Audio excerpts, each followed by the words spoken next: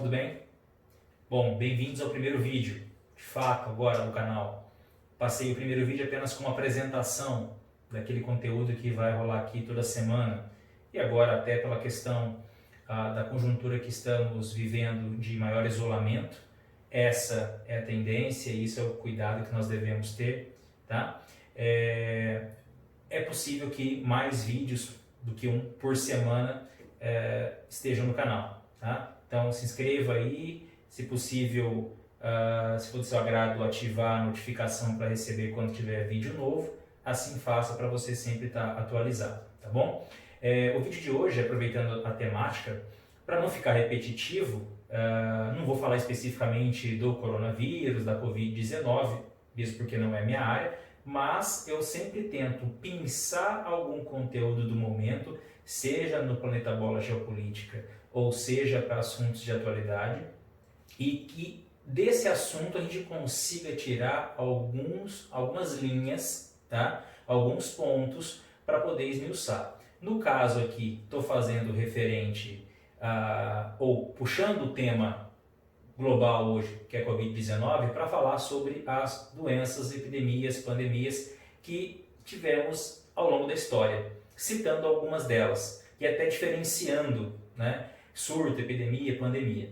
Tá? Vocês viram já o título do vídeo no início, na introdução, ok? Enquanto rolava uma musiquinha, vai sempre ter isso, sempre uma musiquinha no começo, no final, sempre que tiver um mapa, um slide, uma lousa para vocês darem uma olhada, vai ter uma musiquinha de fundo, tá bom? Para deixar as coisas mais leves nesse período um tanto quanto mais conturbado, certo? Então aproveitem, eu volto ainda no vídeo para falar alguns minutinhos direto da lousa para mostrar para vocês uma linha do tempo, ok? Bom proveito, bons estudos, boa semana. Um abraço.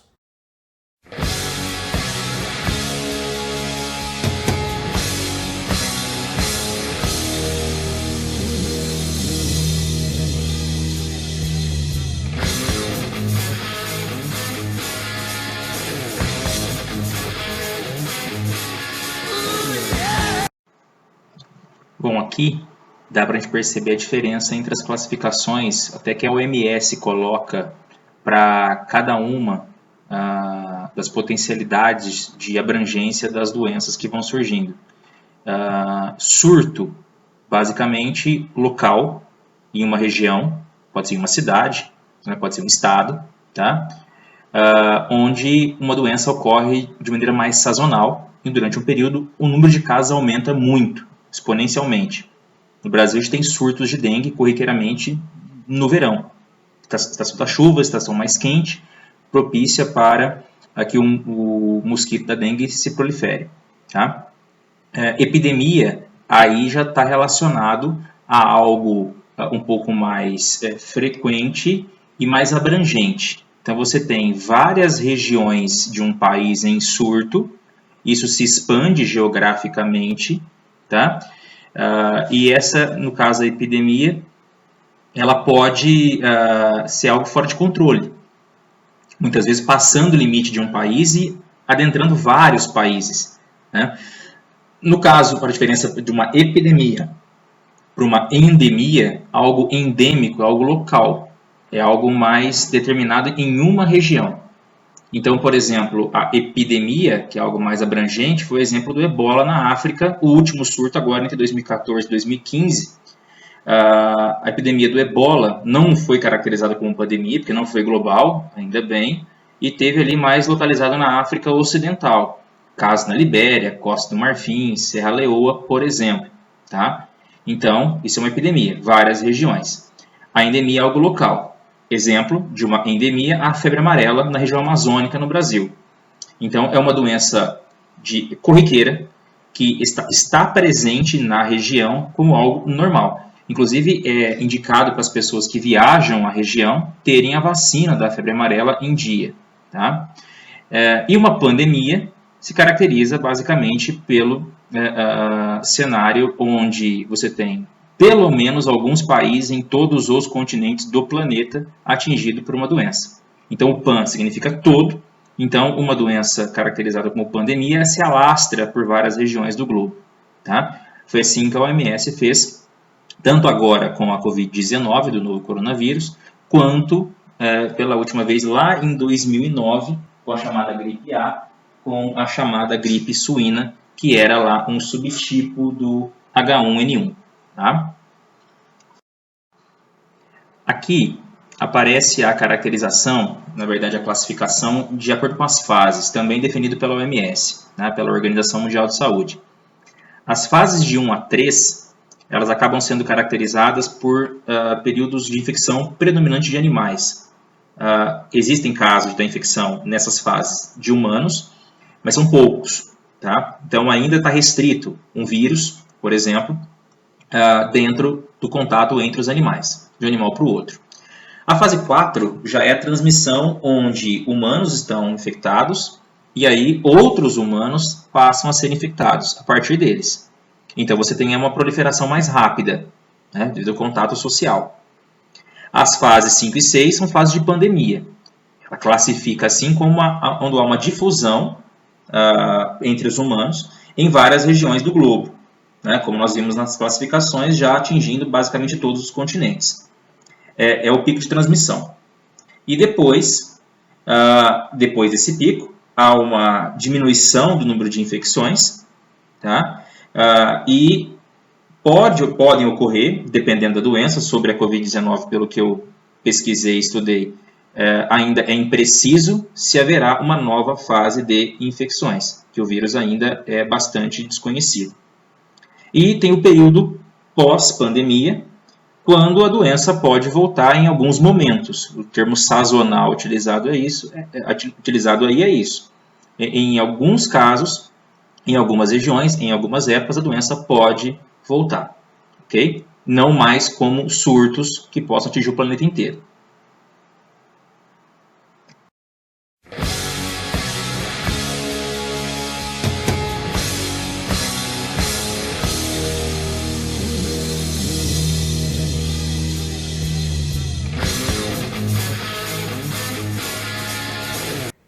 Bom, pessoal, aqui, depois que vocês deram uma olhada no mapa da distribuição geográfica da origem de algumas dessas doenças, tem uma linha do tempo que tem as datas também no mapa para cada doença marcada. É claro que eu não tenho nenhum espaço dentro do mapa para colocar dentro de cada um dos países. A região do Extremo Oriente, com a China e o Sudeste Asiático, teriam mais marcações, ia ficar uma coisa em cima da outra, então eu distribuí simplesmente pelos hemisférios leste e oeste. Perceberam que a concentração é muito grande na região da China. Tá? E vamos considerar o seguinte, essa área, né, do Extremo Oriente, que inclui a China e parte do Sudeste Asiático, é uma área extremamente populosa, com civilizações milenares. São dois fatores importantes para entender o porquê que doenças, né, vírus, se propagaram, surgiram a partir dessa região. A região extremamente populosa, se a gente colocar a Índia junto, o continente asiático, de uma maneira geral, nós temos na Ásia 2/3 praticamente da população mundial. É um fator de maior probabilidade matemática de surgirem ali, de eclodirem ali doenças, novas doenças, vírus, além do fator cultural. Vários desses povos, dessas civilizações, têm há muito tempo o costume de alimentações um tanto quanto exóticas. Tá? E quando eu digo alimentações um tanto quanto exóticas, contato com animais silvestres, inclusive, até muito próximo em casa, criados muitas vezes em cativeiro, caçados, né? Ou até reproduzidos em casa para ter como alimento. Até alimentos ou animais um pouco menos exóticos e mais para nós que dão um certo nojo, tipo escorpião, cobra e outras coisas do tipo. Contatos muito grandes com aves, galinhas criadas dentro de casa, suínos, morcegos que podem muitas vezes estarem numa feira junto com animais como porcos, galinhas ou animais domésticos como cães e gatos. Até o consumo de carne de cães e gatos em algumas regiões da Ásia costuma ser comum, como a China e a Coreia do Sul, que para nós aqui também no chamado Ocidente um tanto quanto estranho, tá bom? O vírus, o novo, o Covid, o novo tipo de coronavírus que transmite a Covid-19, não foi produzido em laboratório, não foi uma manipulação chinesa para afetar a economia mundial e beneficiar a China no crescimento econômico do planeta. Vocês podem ver isso tanto em reportagens ligadas à economia, à sociedade, quanto você vai buscar vídeos, por exemplo, como o do Átila Yamarino, que é um infectologista, digamos que um biólogo com formação na virologia, melhor dizendo, bastante gabaritado, que ele vai confirmar isso, porque para a biologia não é simples, mas os estudos laboratoriais conseguem, ao longo da análise de um vírus, saber se ele foi manipulado ou se ele teve uma origem direta animal e passado para o ser humano. É o caso dessa nova tipagem do novo coronavírus. Tudo bem? Eu vou deixar para vocês uma foto aqui da lousa. É a linha do tempo, como vocês viram no mapa, dessas doenças que eu peguei como exemplo pela expansão no mundo. Algumas delas se caracterizaram como pandemias, outras não, apenas foram surtos locais ou epidemias regionais, como nós já classificamos também os tipos das doenças. A peste negra, origem na China, mas se propaga pela Europa. A chamada gripe russa, mas é na região do atual Uzbequistão, Ásia Central, que era o Império Russo. A chamada gripe espanhola, que na verdade teve origem nos Estados Unidos, é a origem mais provável, em campos militares ao longo da Primeira Guerra Mundial. Os soldados americanos teriam levado isso para a Europa. Acontece que a mídia espanhola foi que propagou as notícias sobre a gripe, tá? Vírus H1N1. E por isso do nome gripe espanhola. A gripe asiática, aí uma origem chinesa novamente, aí um subtipo do H2N2 que tinha aparecido aqui com a gripe russa, tá? A gripe de Hong Kong, aí é contato com as aves. Sempre que há a contaminação do ser humano, os tratadores, ali, os criadores de aves, com um tipo de novo vírus que pode ter sido transmitido das aves, há uma grande mortandade das aves, tanto pela doença quanto em termos de fazer um limpa nas granjas, executar, né? Promover a mortandade dessas aves para que não se propague o vírus. Foi o caso da gripe de Hong Kong e foi o caso da gripe aviária, aqui, que também promoveu um sacrifício de centenas ou milhares de aves criadas para alimentação humana. Tá?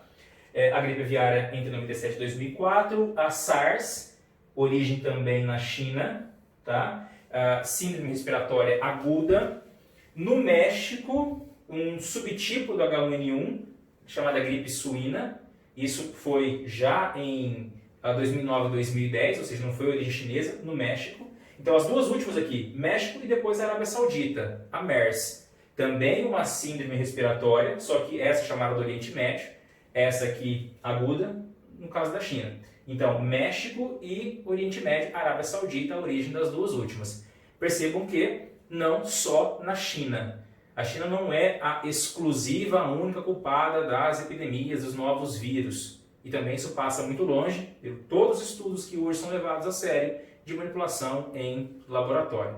Tá? Você pode, basicamente, citar os chineses como área de origem, pode citar alguns costumes que possam facilitar esse tipo de contágio do ser humano, ok? Mas tem que levar em consideração a questão da cultura, é milenar, e da quantidade de pessoas, um país superpopuloso, o país mais populoso do mundo. E outra, a China é o terceiro maior país do mundo em área também. Se você olhar o mapa, as fronteiras chinesas são enormes. São 13 fronteiras ao longo dos limites do país, com países diferentes. Uma enorme fronteira com a Mongólia, com a Rússia, que são áreas inóspitas, áreas de baixíssima densidade demográfica, onde historicamente rotas comerciais surgiram, né, passavam por ali. Exemplo da Rota da Seda, que muito possivelmente foi a partir da Rota da Seda que a peste chega à Europa. E depois ali ela encontra na Europa, insalubre, com esgoto, tá, uma quantidade muito grande de ambientes, ou um grande ambiente propício para a propagação da peste. Tudo bem? Então, uma breve explanação sobre isso. Vou deixar uma foto da lousa para que vocês possam observar. Continuem acompanhando o canal, sempre com algumas novidades. Agora, nesse período, vou buscar temas que tenham a ver com esse nosso contexto, tá? Sempre buscando diferenciar um pouquinho para não ficar cansativo. Todo dia você abre o noticiário, vê a TV, está lá sobre coronavírus. Aqui, como eu mostrei, outras doenças que ocorreram ao longo da história. Num próximo vídeo, eu estou programando para falar sobre a Organização Mundial de Saúde e as organizações não governamentais, as ONGs, que também têm a preocupação de cuidar de pessoas ao redor do mundo, com trabalho em grande parte, em muitos casos até voluntário, de médicos, enfermeiros e pessoas que doam sua vida para cuidar de epidemias, áreas de catástrofes naturais também, certo? Valeu!